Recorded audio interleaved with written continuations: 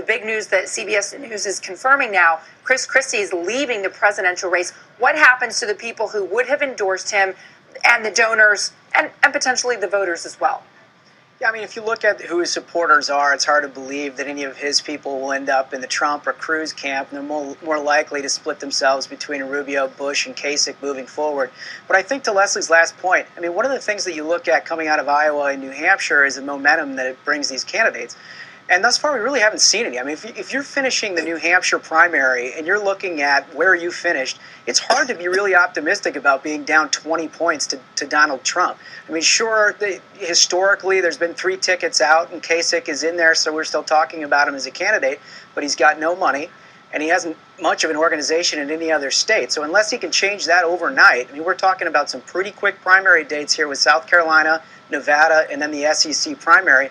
It's hard to see how Donald Trump and Ted Cruz aren't the 2 frontrunners going away right now. All right, and when we're talking about Chris Christie leaving the race and what he was bringing to the table, he had the ability to bridge the gap between liberal and conservative. He had the ability to cross party lines and work with people. I mean, he famously was criticized by Republicans for embracing President Obama after Hurricane Sandy hit New Jersey hard, but it shows the kind of ability he has to work to get things done when it's in the interest of the people of his constituents. So who benefits from him leaving the race the most, Josh?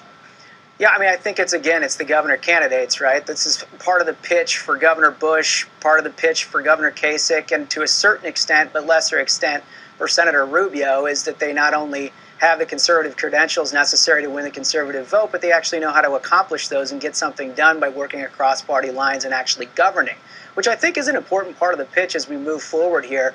Obviously, with Christie missing, those voters go somewhere, and that's probably where they're likely to land. And just a piece of news here, our Major Garrett is reporting from a senior campaign source that Governor Christie decided that he would quit the race. He had a conference call with his major donors, and he decided he simply didn't have the money to continue. How much money do you need to continue with the ground game to get staffing out in these next states that are going to have primaries and caucuses? Well, if you just look at the benchmark of Cruz and Rubio, they both have about $18 to $20 million. That's about, you have to be at least comparable or be a Donald Trump who creates so much media attention to compete on the ground. And the problem is, moving forward, it's TV and multiple states. So you can't win and hedge your bets where everybody's in one state. Now you've really got to spread yourself out, hire more staff, get more people. So if you're John Kasich and you have no organizational gain beyond New Hampshire, how frantically are you reaching out to Chris Christie's people, his donors and whatever, trying to get them to come to you and add their resources to what comes next? They did it last night. The email started with the PAC trying to say, look, they counted us out. We're not, the reports of our death have been greatly exaggerated. We are here. We're viable. So they're trying to raise that money. I think everybody's really trying to do that right now. Hey,